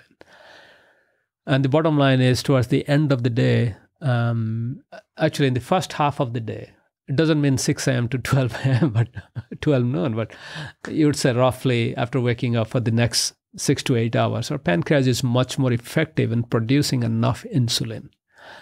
So irrespective of carbohydrate dose, it's just primed to produce more insulin, produce and release. Then in late afternoon and evening, it kind of goes to sleep almost. And at the same time, we know that independent of insulin, just muscle or physical activity can also enable muscle to absorb a lot of glucose without help from insulin. So this may be another reason why late afternoon, early evening exercise, when our pancreas is actually slowing down, might give a boost to better absorb that glucose and maintain blood sugar level within healthy range. So there are now all these reasons for people with athletic performance, peak athletic performance, or if you're just, if you have a risk for heart attack or something, to hypertension and high blood sugar. And that covers more than half of the adults. I mean, it truly is fascinating to think that we can leverage the times of when we're doing things to support our biology. Which moves us into the next question, really food. And I know you've worked on really some pivotal studies regarding time-restricted feeding versus calorie control. And in there, I know that there was a low-carb diet. Can you talk about when the ideal time to eat is? And we still have to, I don't know if that is also, if certain macronutrients do better. You know, you just mentioned that pancreas is more active in the morning. So again, I still wouldn't say we front load carbohydrates, but maybe I know that these are pretty, complex topics, so we'll do our best. Yeah, so I guess I always see eating and sleep at two sides of the coin. So that means we have to also think about sleep and eating in terms of that relative time. When we should sleep relative to when we eat, or when we should eat relative to what time we are waking up or going to sleep. So in that context, irrespective of what time somebody is waking up, whether it's 4 a.m. or 8 a.m. or 9 a.m. or 10, one should wait for at least an hour or two before the first bite. And the reason is that's the hour or two when cortisol is at its peak. And we know that we should not eat during peak cortisol level. So that makes sense that we should not eat for 1 to 2 hours after waking up. And then after your first bite, one should try to eat everything within 8, 9, 10, or maximum 12 hours. And then this is where when you go to sleep matters, because your last bite should be at least 3 hours before your bedtime. Because although you finished your last bite, your stomach will take another 4 to 5 hours to digest that food. And when you're digesting that food, your core body temperature is high because all the good chunk of the blood circulation is going to the stomach and the digestive system to absorb nutrient. And when your core body temperature is high, it's difficult to fall asleep. It's not impossible, but it's difficult to fall asleep or to sustain that sleep. So that's why I'm not talking about 9 a.m. to 5 p.m. or anything. I'm talking about relative to your sleep time. And again, if you suppose say you ate for 12 hours, your first calorie and last calorie is 12 hours. So after your last calorie, again, for the next 5 hours, your stomach is not getting rest. It's still digesting. So in fact, at the end, your stomach gets only 7 hours of sleep, which is not enough for the stomach to repair itself. So that's the bottom line of when we should eat. Now, a lot of people, they come back and say, well, I'm not very hungry in the morning, so I can wait until noon. Some people who are even waking up at 6 or 7 will say, well, I'm not hungry, so I should wait until noon and then eat after that. There is not much study to show, like a crossover study or something, showing when they should be eating. So I'm not in favor or against people who want to wait till noon or 1 o'clock. But what I strongly believe is they should stop eating 2 to 3 hours before bedtime. That's much more important. The other thing that happens is almost 2 to 3 hours before bedtime, our melatonin level begins to build up. It begins to rise to slowly build that sleep pressure. And research only in the last 10, 15 years, I would say, starting from human genetic studies, showed that just like our melatonin makes our brain to sleep, it also makes our pancreas to slow down. So that means melatonin puts a brake on this process where glucose triggers pancreatic islet cells to produce insulin, and melatonin puts a brake on that. So that means the same amount of glucose may not be enough to produce enough insulin to manage the blood glucose level. So since melatonin level begins to rise up slowly 2 to 3 hours before our bedtime, if we eat close to our bedtime, even 3 hours before bedtime, then there is a chance that our blood glucose level may go slightly higher than if we had the same meal a couple of hours earlier. So that's one reason why it's important to pay attention to your sleep. So the bottom line is, in the morning, wait for at least 1 or 2 hours. And in the evening, you should not eat for 3 hours before your habitual bedtime. I think that's really good advice. Super easy to follow. Thoughts on melatonin supplementation? Did you know I was going to ask you? When people talk about melatonin, then... I'm just curious because, it seems as if, again, in the aging population, melatonin goes down. So you have to, when I was at WashU, one of the things that we did is for delirium is we gave people Romaltian, which is Romaltian, melatonin. Yeah, melatonin receptor agonist. Exactly. And it cleared them up in a heartbeat. I looked like a very smart doctor, because you have the vascular surgeons coming in and the patients are delirious, but it worked like a charm. Yeah. Well, they were not getting enough sleep, and now absolutely, and you don't want to put them on a sleeping pill. But, no Seroquel or anything like that. Yeah. No, actually, melatonin receptor agonist or Meltion or melatonin itself, pretty good, and at the same time, as a physician, you know that they have to be taken. There's no free lunch. No free lunch, and then they have to be dosed properly. And melatonin not being controlled in the US. Actually, now you can easily go to the store and get 10 milligram melatonin pill. But I remember when in 2001, 96, 97, when I started grad school, sometimes for travel, I was looking for melatonin. And it was hard to get 3 milligram melatonin. It was mostly 1 mg or 2 mg. Okay, so now let's think about how... so when we take melatonin, a good chunk of that melatonin gets metabolized by our kidney. So nearly 60, 70, or even 80% of it is cleared within 15 minutes. So that led to the idea that we should have more melatonin or slow release melatonin. And all of this dosing, formulation, or research on melatonin, how it affects our sleep or how it affects cancer, for example, all of these were done before human geneticists figured out that those with a mutation in the melatonin receptor have a high risk for obesity and diabetes. And that led to the effect of melatonin on pancreas. But before that, we always thought that the only role of melatonin is to make our body to sleep. And maybe it's also good because it's an antioxidant. So more is better. That's what we thought. So now, if you're taking 5 milligram of melatonin a couple of hours before before bedtime, then you're likely maintaining pretty high level of melatonin when we wake up. So, for example, in the middle of our night, in the middle of our sleep, our melatonin levels go up to, say, 150 to 200 nanogram per ml. Pretty low, means it sounds very low, but daytime it's below 10. 15 nanogram.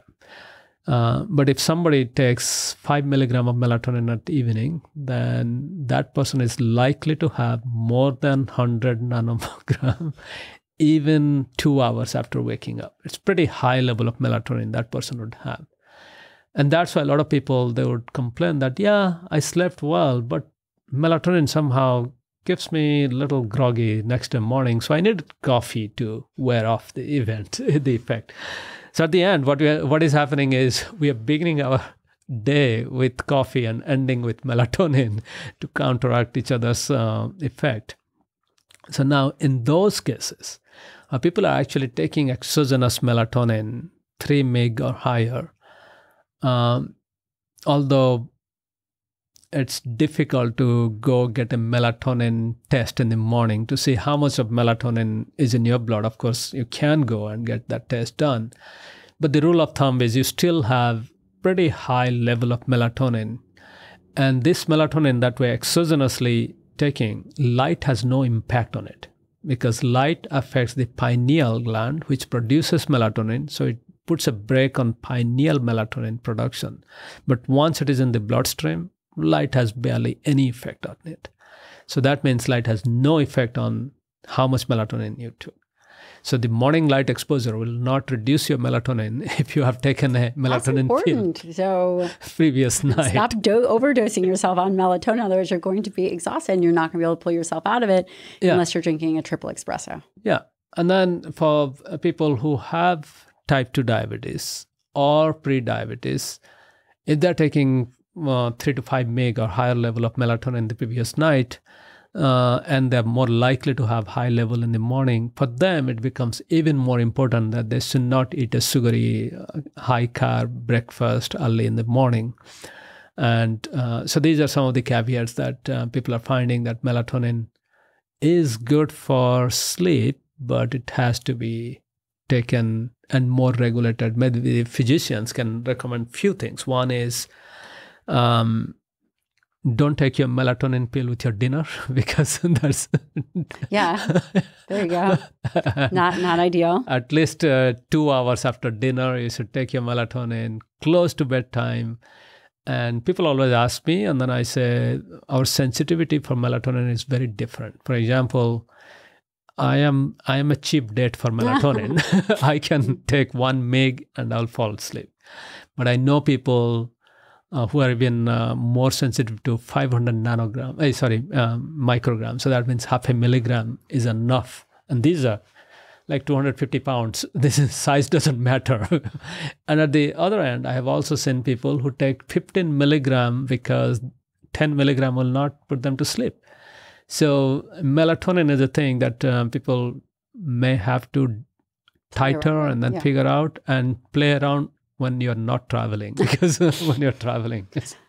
And also, if you're type 2 diabetic, then it's more important that you play around. And if you can put a continuous glucose monitor, then it's even better. Then you can play around your dose. That is important, and I have not thought about that before. You talked about carbohydrates in the morning. Is there a time for dietary protein and fat?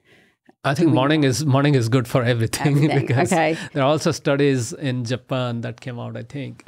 They showed that particularly for older women, protein intake in the morning was much better for maintaining their muscle strength and muscle mass than protein intake in the late afternoon or evening. And, when you think about a healthy, lifestyle is all about quality, quantity, and timing of nutrition, sleep, and activity.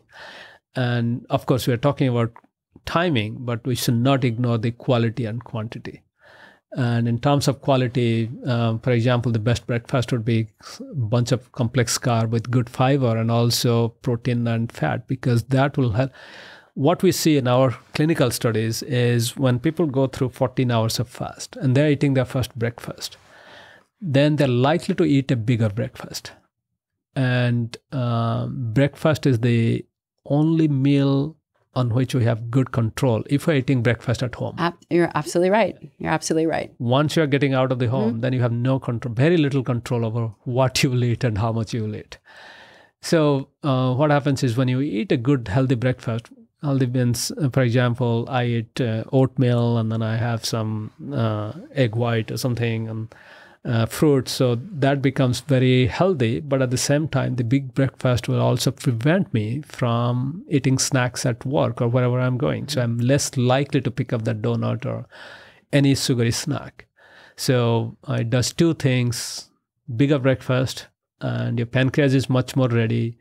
And since you have gone through that overnight fast, to recall our discussion about muscle, that's the time when protein synthesis is also much better after overnight fast when you are eating.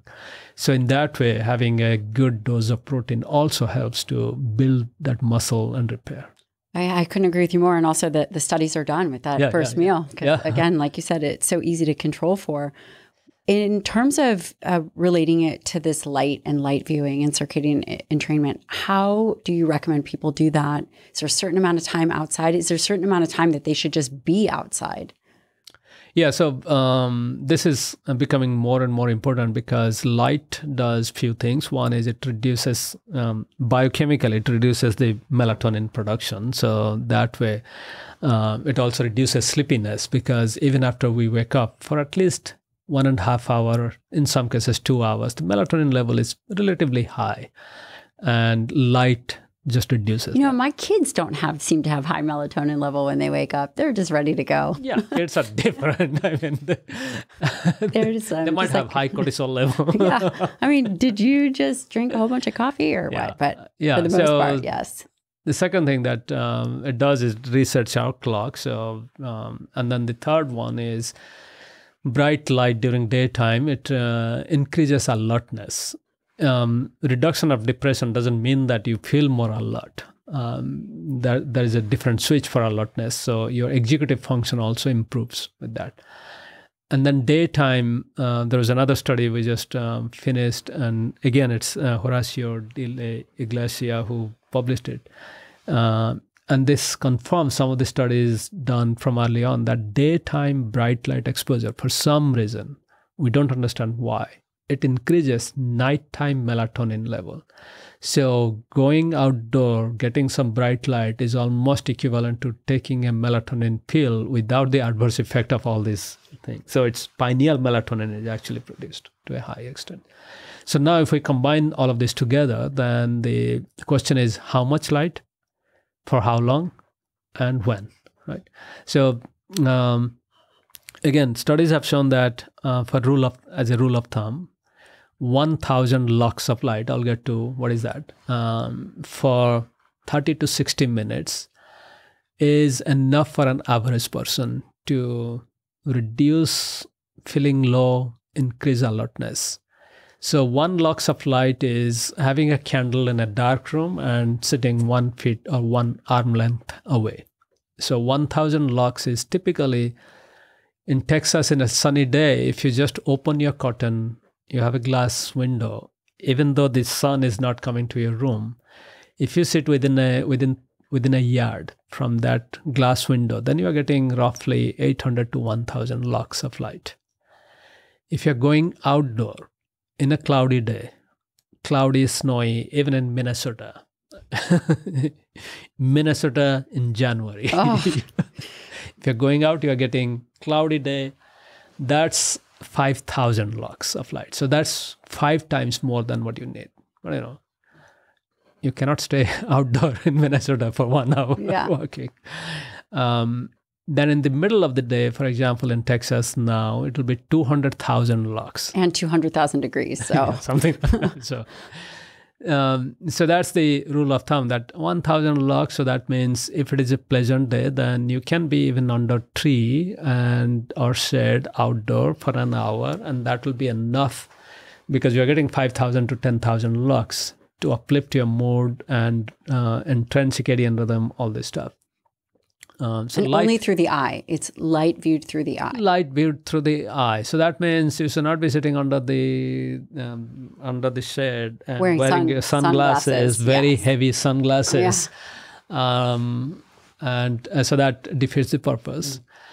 So now the bottom line is, well, nowadays, particularly after COVID, we are talking about how COVID changed our teenagers and many adults, they're feeling more depressed and all that stuff. And if we see one common denominator, that is we are spending more time indoor, and we are also spending more time indoor away from light. So for example, it goes both ways. In Texas, now that it's so sunny, so hot, people close their windows, window curtains, and then make it really cool and dark inside. And in fact, we do have special watches where we track how much light people get. And even in San Diego, which is pleasant and sunny, almost 250 to 300 years. Yeah, I don't know how you survive that terrible weather. Yeah, but there also what we are finding is people spend less than an hour exposed to more than 1,000 lux of light because they're driving from their garage to work. And then when they're inside the car, they also have heavy sunglasses, even though you don't need for most part. Sometimes you do need sunglasses, but most of our glasses are filtering out UV light. that you don't need. So the bottom line is, yes, you need 1 hour of light. And then if somebody is depressed, then you need 5,000 to 10,000 lux of light for an hour. So now we're talking about a lot of mental health crisis and teenagers and college students that are going through depression. And we think about, okay, how to improve access to mental health. And if you look at the number, then there is no way in the next 5 years we can produce enough mental health care providers to. Right. But what we can do is, if you are really concerned about somebody's mental health, the best thing you can do is take that person out for a walk for an hour during daytime. I like that. Easy. Yeah, easy that's easy. fix. And, there are a lot of people like that. And I have seen people come up to me and say, well, when we go out, we combine so many things. Of course, you are exposed to light, but the social aspect, or if you're walking in the garden or in a park, then that nature walking itself, all of this uplift your mood. So why not do that? If you're concerned about somebody's mental health, whoever is listening, just make it a point, at least once a week or twice a week, just like you would take somebody out for a tea, coffee, or anything, or dinner.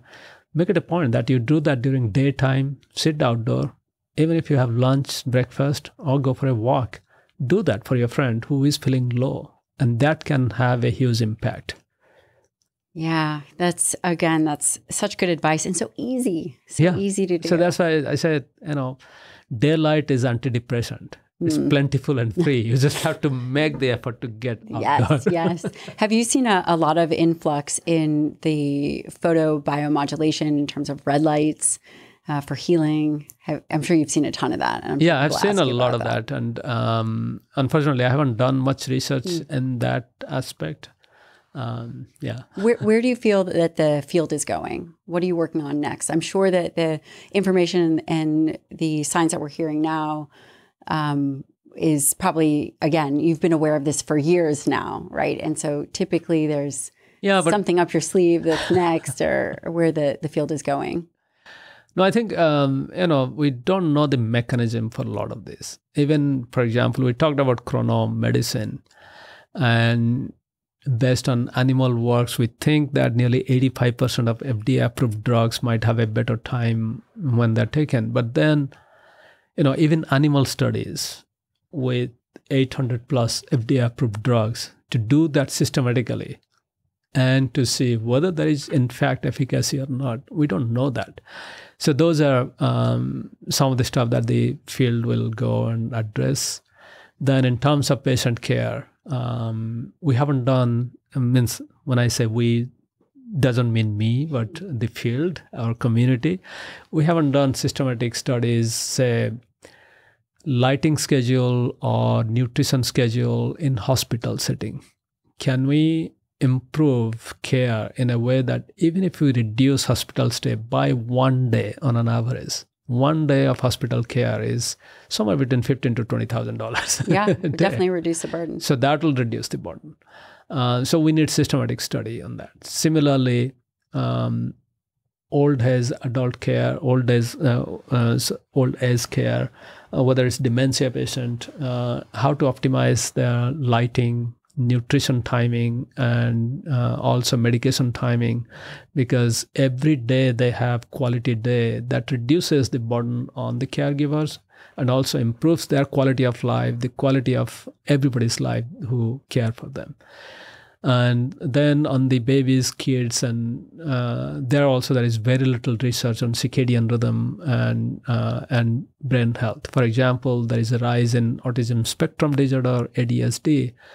We don't know because there are very few studies showing that, yes, increasing light during daytime or reducing light in the evening can reduce the severity of ASD or ADHD, but those are small studies. And again, doing any study on pediatric population is extremely hard, and we need that focus. We also need support from patient advocacy group to do these kind of studies, because only when the patient advocacy groups speak up, then NIH and other funding agencies, they pay attention. Then The other thing is sleep, how reduced sleep or sleep disruption affects our health. Those things have not been systematically studied. The bottom line is we don't know how optimum nutrition, how optimum sleep, or how optimum exercise affects our entire body. We're not talking about only in exercise. We're not talking about exercise in muscle, but how exercise affects our kidney, for example, or how exercise affects our brain health. We have no idea. We just say that, yes, it does. But which part of the brain and where? So we are doing those kind of very systematic studies where, for example, we published one the study was done in mice, young mice. We did time-restricted feeding where the mice were eating within 9 hours. And then we asked, what is the impact of this pattern of eating on 20 plus different tissues, including brain regions? And by doing this, we realized that, yes, there is, by time-restricted feeding, we knew few things would improve. For example, autophagy or self-repair improves. Mitochondria function improved. And then we also saw the fat burning improved. Those we knew, but it was reassuring to see that it was happening beyond the liver. It was happening in muscle. It was happening in heart, gut, and all these other organs. But what was surprising was we found that DNA damage repair or repair of protein or quality control of protein, protein synthesis, they improved not in the fasting phase, but when the mice refed. And that was a surprise. And so those are the things that we found. Again, in the brain, we find there are certain neurotransmitters, their synthesis or their reuptake improves. Now, we got the gene expression signature. Now, the question is it going to improve the health of people who, now we are talking about people who are depressed. Can we improve their health by combining time-restricted feeding with light exposure? And we're starting a project, multi-year project, in with support from the Wellcome Trust, and the lead PI is in UC Berkeley, and she is trying this multi-institute, multinational study to see whether circadian rhythm optimization will reduce the burden of depression in treatment-resistant patients. So those are the things we are doing. Similarly, sleep disruption, how sleep disruption affects the immune system or how it affects the gut, whether it affects and how, and what are the implications. Similarly, on exercise, there are two aspects that we are testing. One is how exercise affects the whole body. And we also know that nearly 40+% of athletes, they eat less and exercise more. And that puts them on a negative energy balance. And many, particularly for women, it's very obvious because they miss their menstrual cycle. It has become so common that they think that being athletic, it's normal to miss your cycle, which is not true. Common is not normal. Common is not normal. That's right. Yeah. So, but it's very difficult to study athletes who are eating less. First thing is they will not admit that they're eating less because our bodies are very different. We may be spending energy in very different rate. So for me, for example, 2000 kilocal may be my maintenance calorie, but when I'm exercising, I may need 2500, whereas another person of the same body size might need 3000. Who knows?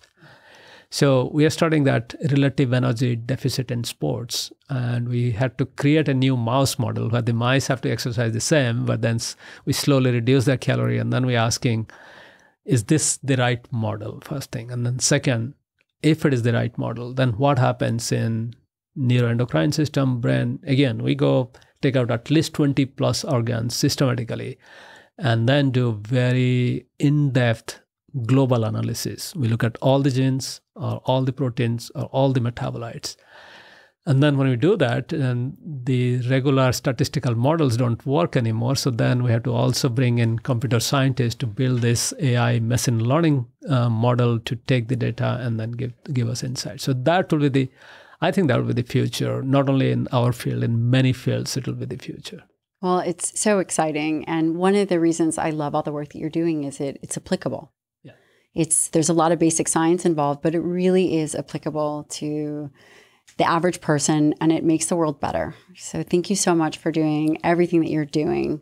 And if you want to tell people where to find you, you have 2 books. I know because I have one there. I've already read one, but there's a second one. So tell us a little bit about where we can find you.